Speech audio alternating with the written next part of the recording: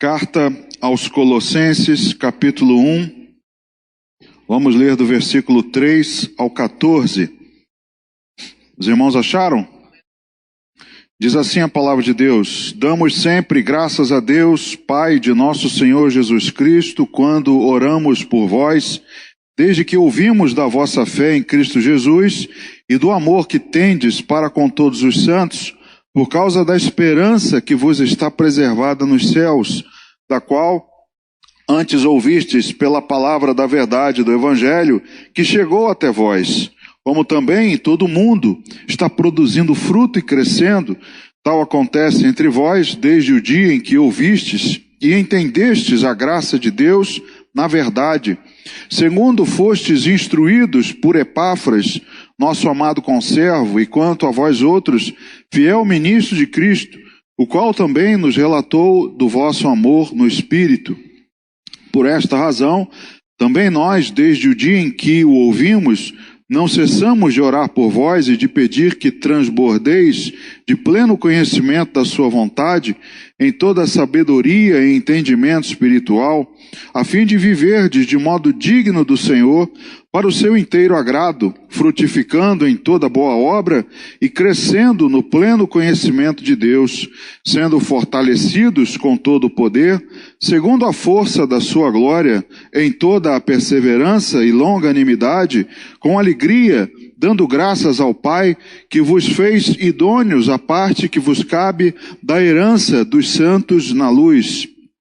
Ele nos libertou do império das trevas e nos transportou para o reino do Filho do seu amor, no qual temos a redenção, a remissão dos pecados. Amém. Vamos orar.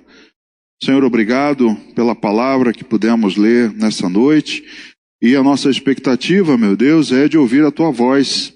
Procurar entender, Pai, o que está aqui nestes versículos, preciosos tesouros que em primeiro momento nos parecem ocultos, mas que o Senhor possa revelar nessa noite a cada um de nós, segundo a porção que tem para cada um, meu Deus. Fala conosco, Senhor, é o que te pedimos através do Espírito Santo, que Ele tenha liberdade entre nós, que Ele rompa barreiras, barreira de cansaço, as barreiras de entendimento, que Ele possa alcançar não somente os ouvidos, mas os corações que frutifiquem, meu Deus. Essa é a nossa oração, Pai, que eu também faço colocando minha vida nas Tuas mãos, que o Senhor possa me usar com graça, com misericórdia, que eu possa ser o Teu instrumento nessa noite. É assim, Pai, que oramos, te pedindo, já te agradecendo, em nome de Jesus. Amém. Pode sentar, irmão. Queridos, essa carta de Paulo aos Colossenses relata, né, a preocupação do apóstolo com alguns assuntos que são pertinentes até o dia de hoje. Para que você tenha uma ideia, para que você possa se situar nessa carta, Paulo escreve essa carta, provavelmente preso, ou em Éfeso, como alguns acreditam. Ele escreve mencionando alguém que nós também passamos pelo versículo e não damos muita atenção, mas ele menciona sobre um tal de Epáfras. Você leu aqui no versículo 7, e Epáfras foi provavelmente aquele que fundou a igreja em Colosso. Não Paulo, mas Epáfras, alguém convertido de uma viagem missionária do apóstolo Paulo. E Paulo, então, adota essa igreja como sendo o pai desses irmãos, né? E escreve a eles preocupado porque havia ali na cidade ataques à verdade, como ele aqui mesmo menciona no versículo 5, né? Por causa da esperança que vos está preservada nos céus, da qual antes ouviste pela palavra da verdade do Evangelho. Então Paulo está preocupado com essa verdade porque Colossos, ela era uma cidade não mais tão importante assim para o Império Romano. Um teólogo inglês chamado John Lightfoot menciona numa crítica, num comentário a essa carta de que foi a carta escrita à cidade menos importante. A cidade menos importante que Paulo escreveu foi a cidade de Colosso, que já havia tido importância, porém, nos dias de Paulo, ela já havia sofrido declínio, embora ainda muito frequentada por causa da sua localização, era no meio de uma passagem, uma estrada importante, então ali reunia pessoas diferentes, havia em sua maioria gentios, mas muitos judeus também, pessoas que vieram de assentamentos, né, de outros imperadores romanos. Então havia ali uma diversidade cultural de povos, pessoas que passavam por ali, e acabava propiciando nesse lugar o ensino de heresias, o ensino de coisas que fugiam da verdade, coisa que o apóstolo Paulo procura defender, e nós também defendemos, não é? Você também faz parte dessa defesa. Você também é um agente de Deus em defesa da verdade, em defesa da palavra de Deus não contaminada. Então Paulo tem preocupação, por exemplo, nessa carta nós vamos ver lá no capítulo 2, no versículo 8, o ensino de filosofias. Olha só: cuidado que ninguém vos venha enredar com sua filosofia e vãs sutilezas, conforme a tradição dos homens, conforme os rudimentos do mundo e não segundo Cristo. Porque ali, naquele lugar, também frequentavam pessoas, gregos, que conheciam, né, as doutrinas, as filosofias da Grécia e levavam ali, acabavam ensinando também. Também no versículo 11 desse mesmo capítulo, Paulo fala dos judaizantes, do ensino, da observância da lei.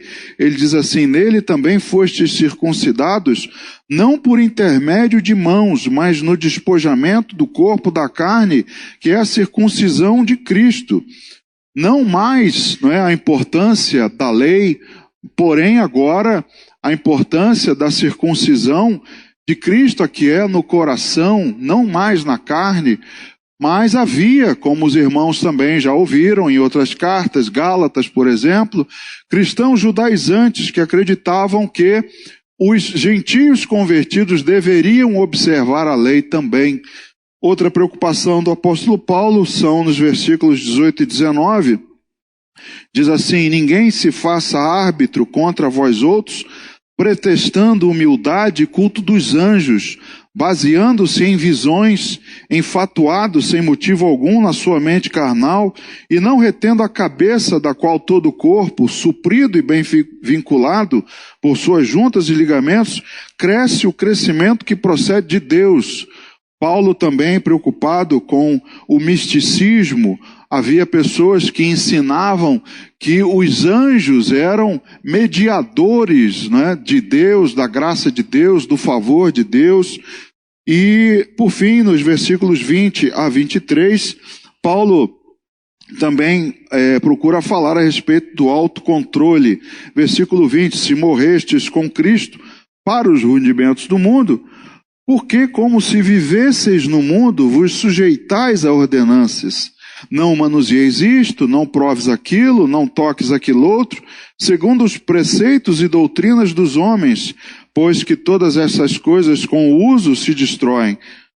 Tais coisas, com efeito, têm aparência de sabedoria, como o culto de si mesmo e de falsa humildade e de rigor ascético, todavia não tem valor algum contra a sensualidade. Havia uma corrente que acreditava que um sacrifício humano traria o favor de Deus. Observando coisas, se abstendo de determinados alimentos. Recentemente na pregação, o pastor Maurício falou sobre isso, né? Deus aboliu as limitações que os judeus tinham com relação à alimentação. Nós não temos essa limitação mais, mas apareciam pessoas ali querendo ensinar: não, você não pode comer isso, se você não comer carne de porco você vai ser mais santo, se você não comer sangue você vai ser mais santo, se você também tiver um rigor ascético, se você não praticar sexo, se você tiver aí um afastamento, né, do convívio com o mundo, com as coisas mundanas, enfim, todas essas coisas que até têm uma aparência de sabedoria, né, e de santidade. Mas Paulo diz que contra a simples sensualidade não tem valor algum. Nem contra a sensualidade eles conseguem permanecer de pé. Então Paulo escreve essa carta com essas coisas em mente, com essa preocupação, a uma igreja fundada pelo seu conservo Epáfras, e Paulo então procura alertar essa igreja. E por isso Paulo também menciona as orações que ele faz por essa igreja. Pelo quê? Pelo pleno conhecimento da vontade de Deus. Essa é a vontade de Paulo. A minha vontade é que vocês atinjam o pleno conhecimento da vontade de Deus. Versículos 9 e 10. Por essa razão, também nós, desde o dia em que ouvimos, não cessamos de orar por vós e de pedir que transbordeis de pleno conhecimento da sua vontade, em toda a sabedoria e entendimento espiritual, a fim de viverdes de modo digno do Senhor, para o seu inteiro agrado, frutificando em toda boa obra e crescendo no pleno conhecimento de Deus. Esse é o desejo de Deus, era o desejo do apóstolo Paulo, é o desejo de todo pastor, né? Digno, de todo pastor decente, é de que a igreja chegue ao pleno conhecimento de Deus, que o agrade, não agrade o mundo, os preceitos do mundo, mas que agrade a Deus, que viva frutificando em toda boa obra, que desfrute da verdade, viva a verdade. Essa é a preocupação e o desejo de todo pastor que se preza. De Deus, inclusive, então, é o pedido de Paulo e sempre será o desejo de Deus, de que a igreja atinja um conhecimento da verdade, transborde de conhecimento, como ele diz aqui, algo abundante. Esse é o desejo de Paulo. Esse é o desejo seu também. Porque você, como eu disse, também é participante. Paulo, por várias vezes, recomenda nas suas cartas: participa comigo dos meus sofrimentos, participa comigo da minha luta. Ora, não é uma luta apenas de um pastor ou de um diácono, mas a luta da igreja. Judas escreve na sua carta dizendo que nós devemos batalhar diligentemente pela fé, que foi dada aos santos de uma vez por todas. Então é uma obrigação, responsabilidade sua, uma obrigação do pastor e de qualquer outro cristão que se preza também. E ele deseja isso, manifesta esse desejo, mas ele faz a sua parte.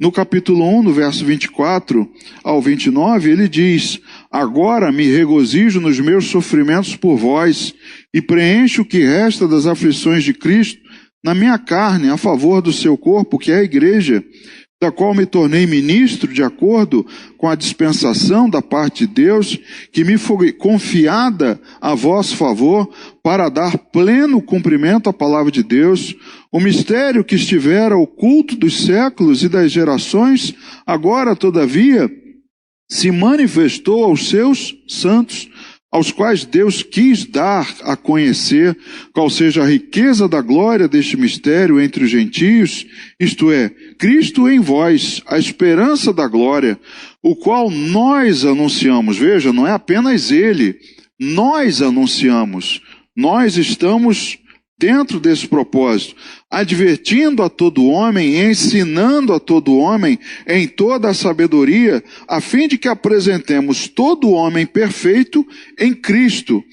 E veja o 29, para isso é que eu também me afadigo, esforçando-se o mais possível, segundo a sua eficácia, que opera eficientemente em mim. Então Paulo, ele explica a sua participação no Evangelho. E explica a sua também.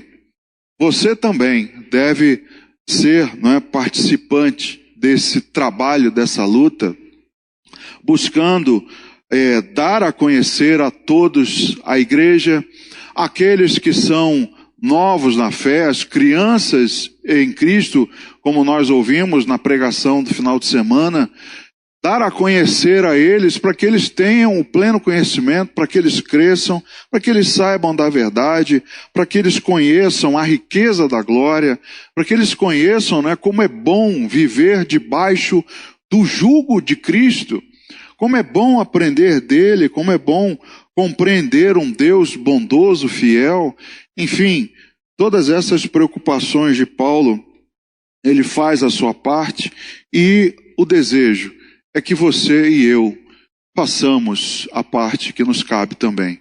Que nós também sejamos agentes desse ensino, dessa busca. E como eu disse, todo pastor que zela pelas ovelhas deseja ardentemente pelo conhecimento da verdade do rebanho. Vai lá no livro de Provérbios e abre lá no capítulo 27, no versículo 22, Provérbios 27, versículo 22.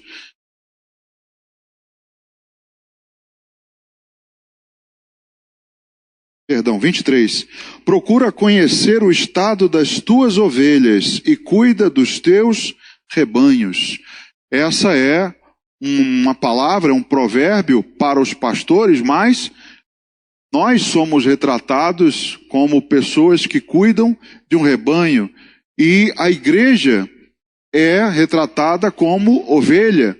Então, a recomendação para o pastor é: procura conhecer e cuida do teu rebanho. Então, é o desejo de qualquer pastor, é a sua missão. Vai lá no Evangelho segundo João, no capítulo 8, João capítulo 8, do versículo 31 e 32, João 8, 31 e 32, disse, pois, Jesus aos judeus que haviam crido nele, se vós permanecerdes na minha palavra, sois verdadeiramente meus discípulos. E o 32, e conhecereis a verdade, e a verdade vos libertará. Então perceba, a verdade não vem se não houver a permanência na palavra de Deus, na verdade de Deus. Só assim alguém é considerado por Cristo seu discípulo. Veja também o Salmo 23, que é de conhecimento de todos nós. O Salmo 23, lá no versículo número 3, ele diz assim, refrigera minha alma, guia-me pelas veredas da justiça, por amor do seu nome. Davi escreve esse salmo na ótica da ovelha, alguém que é conduzido pelo pastor. Ele no primeiro versículo já declara que o Senhor é o pastor. E aí ele diz, né, pede, é um pedido ao pastor, guia-me pelas veredas da justiça por amor do teu nome. Então, irmãos, a verdade é o que importa na pregação do evangelho. Se não tem a verdade da palavra de Deus, não é evangelho, não tem fruto, não tem bênção, não tem nada disso. Deus sequer faz parte. Então, nós, lamentavelmente, vemos que em muitas igrejas espalhadas pelo Brasil e pelo mundo, não há essa preocupação. Como eu disse, todo pastor que se preza, mas tem muito pastor que não se preza. Tem muito pastor que não está preocupado em que a igreja conheça a verdade. Muito pelo contrário, ele não quer dar a porção da verdade, porque a verdade traz liberdade. E ele quer mantê-las no seu jugo, na sua escravidão, na sua dependência. Então, a pergunta que nós fazemos é, para muitos hoje, que é a verdade? É curiosa essa pergunta, irmãos, porque nós vivemos num tempo em que, para você saber se algo é verídico, você tem que tomar cuidado. Antigamente a gente tinha acesso à verdade porque, no meu tempo, né, e dos mais antigos aqui, nós tínhamos acesso aos jornais, ao rádio, à televisão, e essas instituições, a maioria tinha um compromisso com a verdade. Ainda havia, não é, um desejo em mostrar a verdade. Mas o que eu percebo ao longo dos anos é que, inclusive, essas instituições não são mais confiáveis. Hoje, as instituições não têm mais esse compromisso com a verdade. Por isso a pergunta para muitos hoje, que é a verdade? Irmãos, nem na justiça. A verdade para eles é a justiça que interessa a eles. Se é realmente verdade ou não, isso não tem a menor importância. É do meu interesse? Eu vou atingir os meus objetivos? Então, para mim, essa é a verdade. É essa que eu vou defender, é essa que eu vou aplicar. Então, nós vemos, né, nos tribunais, no Supremo Tribunal, em todas as outras esferas, não um compromisso com a verdade, mas um compromisso com os interesses. Se eu defendo os interesses de A, de B, eu vou escrever o que ele quer. Eu manipulo a verdade, eu vou fazer com que aconteça de acordo com o que ele quer, porque para mim a verdade é ele. Ele está me atendendo, está me satisfazendo, então eu não tenho mais um compromisso com a verdade. Se você olhar, né, para a mídia, para a imprensa, a mesma coisa. Se você, mais para trás dessa época aqui, se você olhar para os assírios, já mencionei isso aqui outras vezes, os assírios manipulavam os seus registros. Por quê? Porque a verdade era o que interessava a eles, ao Império Assírio. Se uma derrota não traz fruto, não atende aos nossos interesses, a gente omite isso. Vamos contar uma mentira. Diz que a gente ganhou, não diz que a gente perdeu. Então eles, o que era a verdade para eles? A verdade era o que interessava ao Império Assírio. Os romanos, a mesma coisa. O que é a verdade? O que é a verdade é o que me interessa, o que me traz benefício, o que vai ao encontro dos meus interesses. Não me importa o resto. Então a pergunta que hoje nós devemos fazer, não somente na igreja, mas na nossa vida de uma maneira geral, o cuidado com a verdade. Nós devemos perseguir a verdade, buscar, procurar expor a verdade, porque há um remanescente. Deus preserva ainda pessoas honestas. É para isso que a igreja ainda está aqui, porque a igreja é o sal e é o responsável por preservar o mundo da podridão. No momento em que tirar a igreja, o mundo vai apodrecer de vez. Não há nada que segure o avanço da podridão, irmãos. Então, Deus preserva a igreja, Deus preserva o seu remanescente fiel, os que não dobraram os seus joelhos à mentira, porque nós somos os que devemos expor. Nós somos os responsáveis para o mundo não ir de vez para o ralo.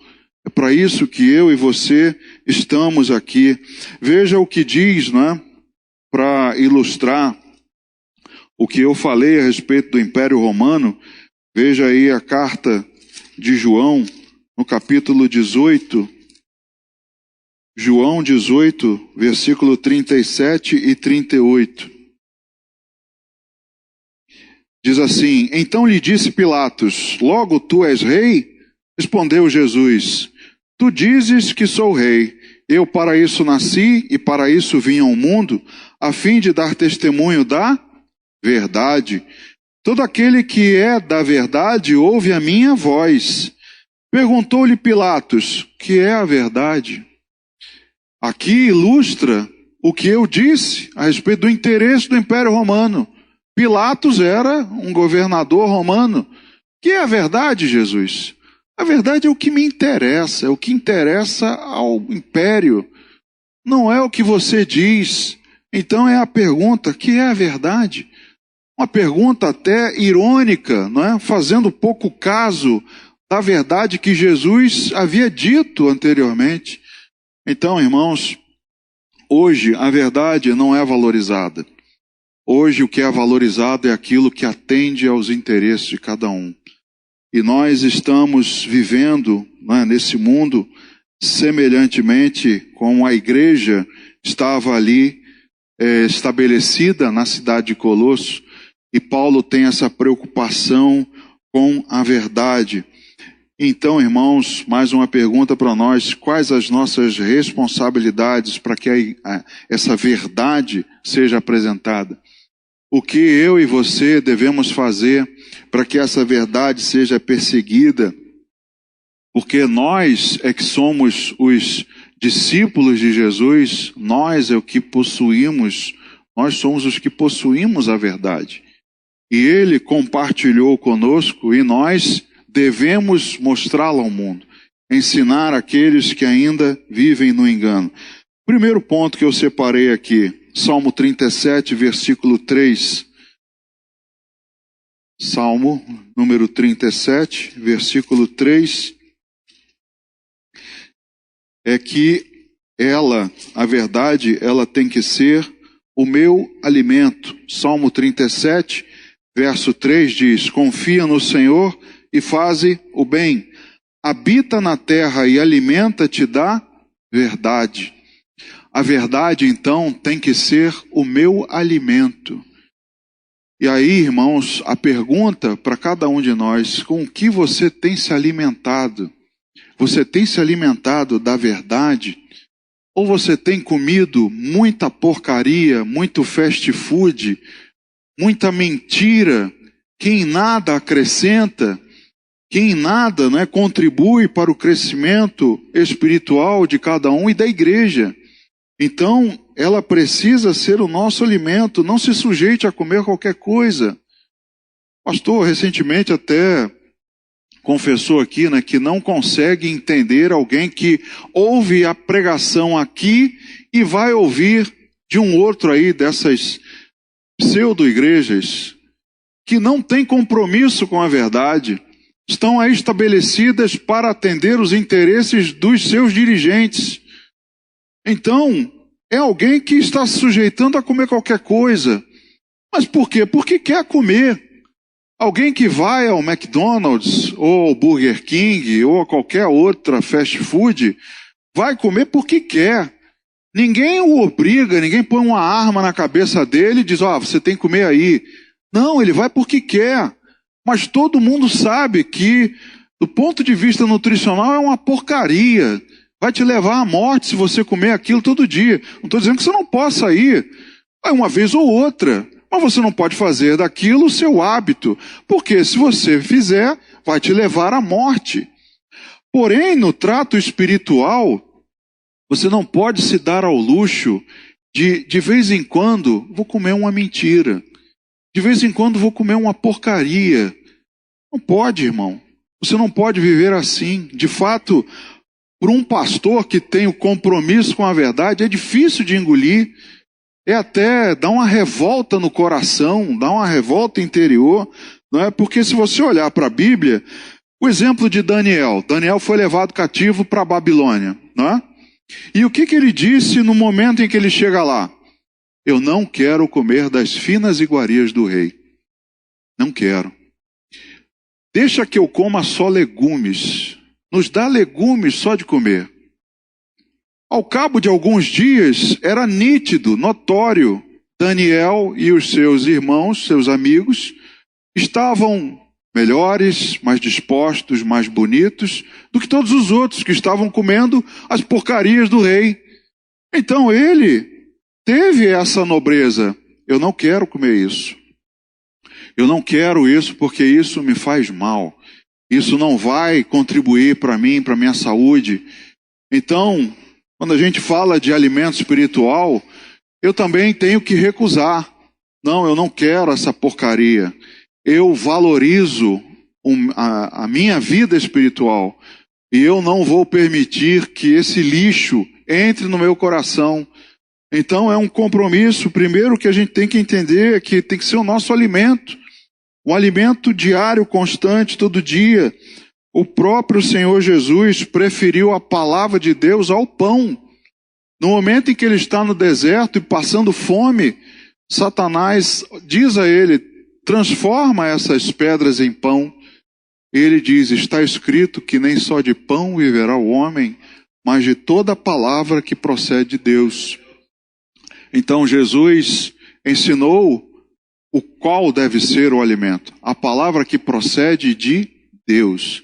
Não a palavra que procede de doutrinas estabelecidas por homens, de denominações, não é, que estão aí apenas com o objetivo de enganar e ter lucro, ter retorno, mas a verdadeira palavra de Deus. Aquela que talvez você não tenha muito lugar, você não tenha muita opção, mas é nesses lugares que você tem que ir. É desses lugares que você tem que comer. Porque se você comer porcaria, se você não fizer, na verdade, o seu alimento diário, você vai se tornar doente a cada dia. E o final não será bom. O final do doente é a morte. Segundo, a verdade tem que ser para cada um de nós um estilo de vida. Não é apenas uma vibe, uma moda, não é uma temporalidade, um momento. Não, é um estilo de vida. É algo que você implementa no seu dia a dia e você leva isso para sempre. Então, se você olhar lá para o Salmo 40, do versículo 4 ao 10, diz assim: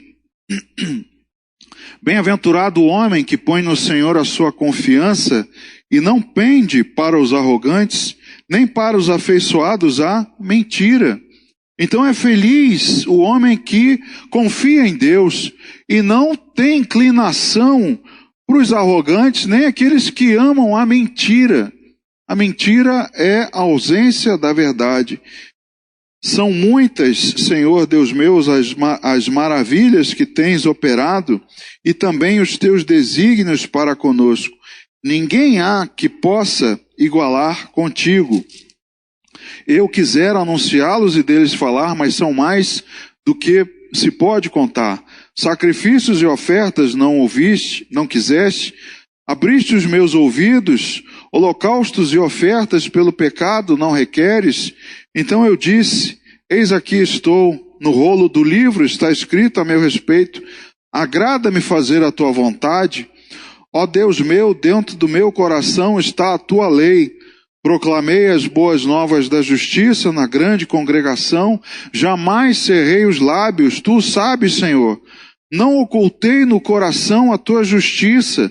Proclamei a tua fidelidade e a tua salvação. Não escondi da grande congregação a tua graça e a tua verdade. Então o salmista declara que o seu desejo era proclamar as maravilhas de Deus, a verdade de Deus, ser anunciada, a sua fidelidade, a verdade a respeito de Deus.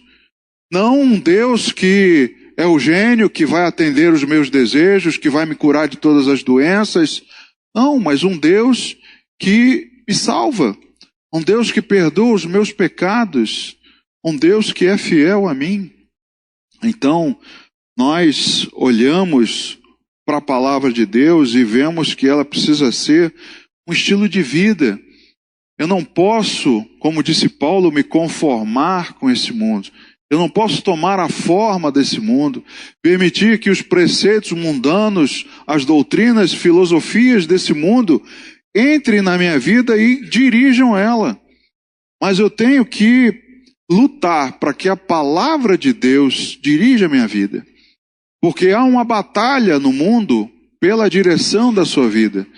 Mas você precisa entregar o rumo da sua vida para a verdade de Deus, para que ela possa te conduzir. Então, a palavra tem que ser a nossa primeira opção, ainda que venha a doer. Como ele mencionou aqui no versículo 4, né?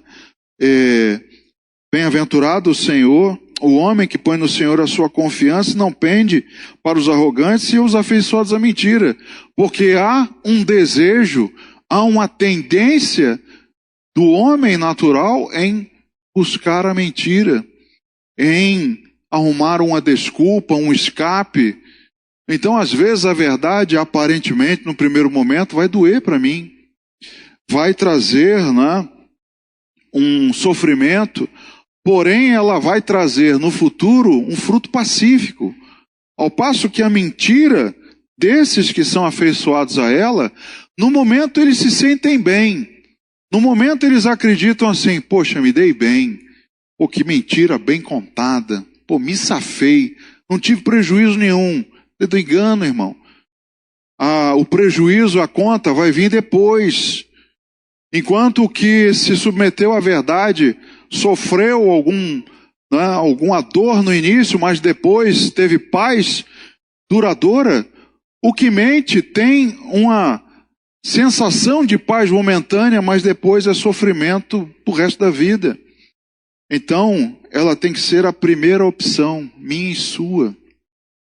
A primeira opção de como os cristãos nos tempos de Paulo, a igreja primitiva, eles sabiam a dor que podia vir sobre eles ao assumirem que eram cristãos, mas resolveram participar dos sofrimentos de Paulo.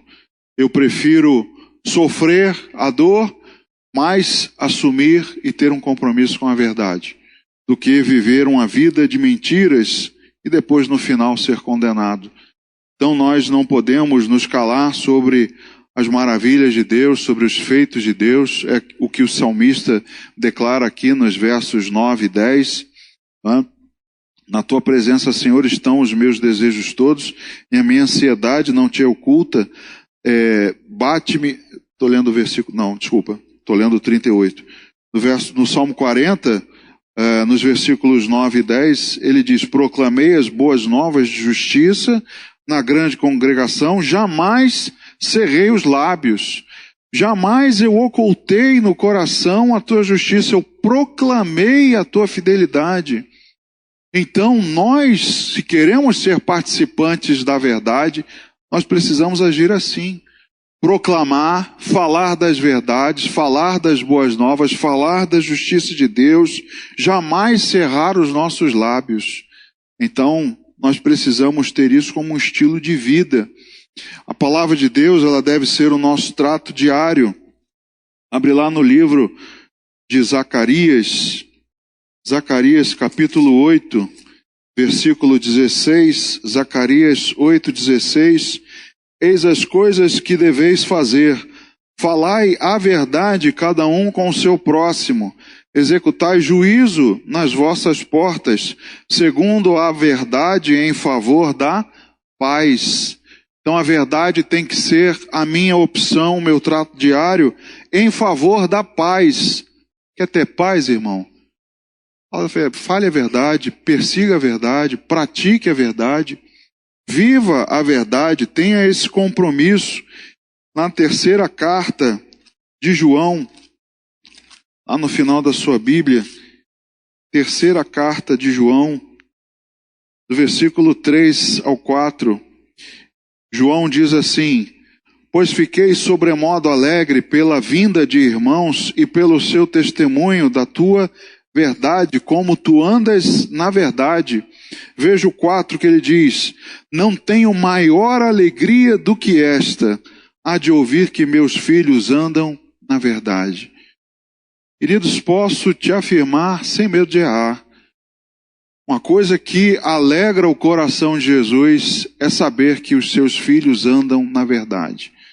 O que alegra o coração de um pastor é saber que a membresia, o corpo de Cristo anda na verdade, dar testemunho da verdade. Isso é algo que alegra o coração de qualquer um que tem compromisso com a verdade. Então, ela tem que ser o seu estilo de vida. Você tem que fazer com que isso faça parte do seu ser, como levantar, respirar, como qualquer outra coisa habitual. Isso tem que fazer parte da sua vida como um estilo. E para terminar, Paulo lutava para apresentar a essência de Cristo. Voltando lá na carta aos Colossenses, Colossenses capítulo 1, verso 24, ele diz assim, agora me regozijo nos meus sofrimentos por vós, e preencho o que resta das aflições de Cristo na minha carne, a favor do seu corpo, que é a igreja. Paulo lutava para apresentar o Cristo verdadeiro, a essência de Jesus, a verdade do Evangelho. É isso o que ele buscava, é isso que ele diz aqui, que ele se afadigou, se esforçando o mais que ele podia para ensinar a essência de Cristo, para ensinar a verdade do Evangelho. Então, irmãos, é algo que eu e você devemos fazer também. É algo que nós também devemos lutar para apresentar a essência de Cristo.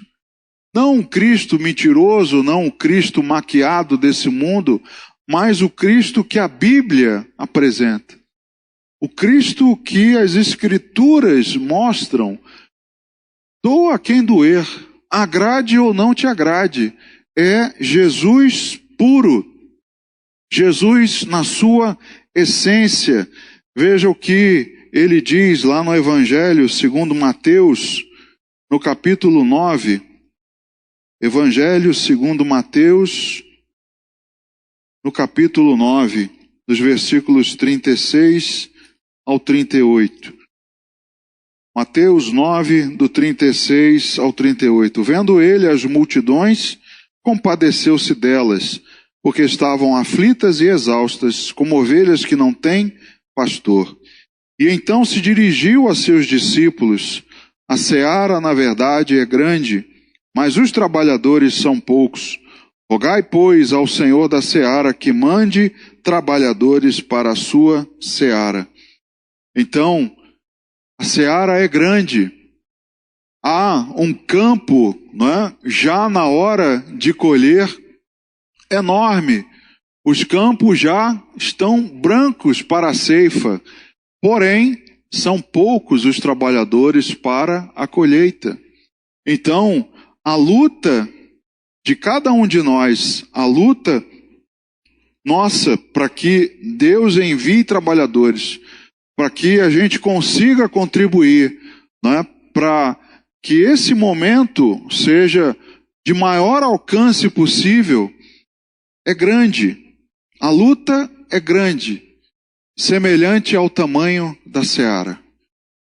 Tão grande quanto é a seara, também é grande a luta por trabalhadores, por pessoas que tenham braços e coração dispostos para isso, para contribuir, para falar da verdade, para mostrar a verdade, para defender a verdade. Então nós estamos nessa luta também, a semelhança do apóstolo Paulo e de todos os outros que vieram desde então. Estamos na mesma luta e nós estamos, irmãos, numa época em que Satanás ainda dissemina ensinamentos contrários ao do Evangelho. Ensina, na maior parte dessas igrejas que eu falei, é ele quem está ensinando. É ele quem está ali disseminando os ensinamentos que levam multidões para o lado oposto de Jesus, para o lado oposto da verdade. E, como nós costumamos dizer, Satanás é o único que não descansa. Satanás é o único que é incansável na sua luta, né? O próprio Deus descansou no sétimo dia do trabalho da criação, mas Satanás é incansável, ele não descansa e continua disseminando, plantando mentiras, como nós lemos aqui, até tem aparência, né, de santidade, tem aparência de sabedoria, mas na verdade são mentiras, e vão trazer doenças, vão trazer condenação para multidões.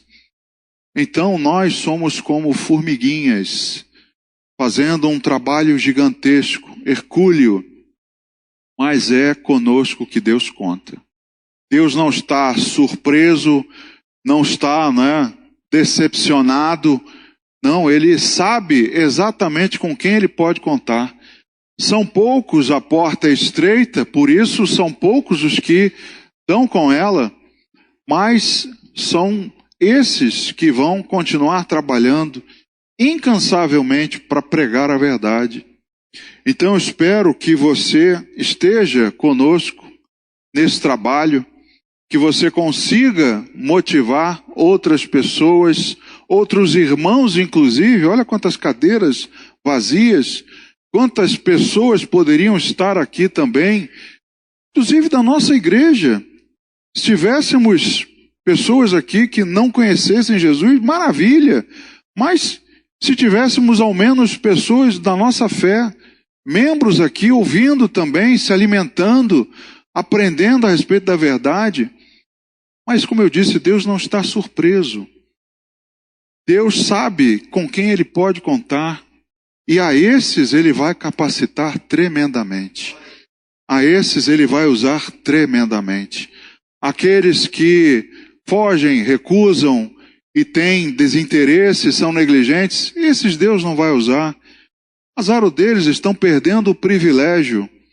Mas você é um privilegiado, porque está disposto e está abraçando a luta de defender e pregar a verdade. Então, há ainda pessoas que não têm o conhecimento do verdadeiro Cristo, como Herodes não conhecia, né, como Pilatos e como tantos outros, que diziam, né, com arrogância, o que é a verdade. É um Jesus aí que eu estou vendo na minha frente, alguém que pode fazer alguma coisa engraçada aí, Jesus. Pô, eu ouvi falar tanto de você, dá uma cambalhota aí, né, faz aí dá um estalo aí, aparece aí alguma coisa aqui. Mas Jesus não foi ali para fazer palhaçada. Jesus foi ali para falar da verdade. Assim, eu e você também. Nós não fomos levantados para participar de palhaçada, de espetáculo, de mentiras, mas nós fomos chamados para participar da verdade. Então que você esteja também com esse mesmo sentimento no seu coração, porque como nós lemos aqui, Jesus via as multidões e se compadecia. A compaixão é algo que nos leva, é um motor, um combustível que nos impulsiona a fazer alguma coisa. Enquanto que a simples tristeza não vai provocar em você uma mudança, né, de comportamento, de atitude. Como muitos olham, né, lá para o sul, e muitos têm uma tristeza tremenda, tadinho dos gaúchos, mas alguns têm compaixão e vão ali, vão ajudar, vão trabalhar, vão resgatar, vão salvar. Jesus era assim. Jesus não era um que olhava e falava assim, tadinho, coitado daquele cego, coitado daquele coxo, coitado daquele povo, coitado dessas ovelhas aí que parece que não tem pastor, tadinhos. Não, Jesus tinha algo que o movia, pois essas pessoas eram semelhantes a ovelhas que não tinha quem as dirigisse. Que você também seja participante disso, que a responsabilidade pesa sobre nós, não somente sobre pastores e diáconos e líderes, mas sobre a igreja de uma maneira geral. Então, valorize a verdade, dê valor à verdade, dê valor aos lugares e às pessoas que têm compromisso com a verdade. Viva em verdade, adote ela como seu estilo de vida, como seu alimento diário. Lute para que ela seja apresentada. Como nós lemos aqui na palavra de Deus, jamais cerrei os meus lábios. Eu sempre promulguei, eu sempre falei, eu sempre apresentei, eu sempre contei das maravilhas. Que eu e você sejamos esses. Amém? Vamos ficar de pé, vamos orar.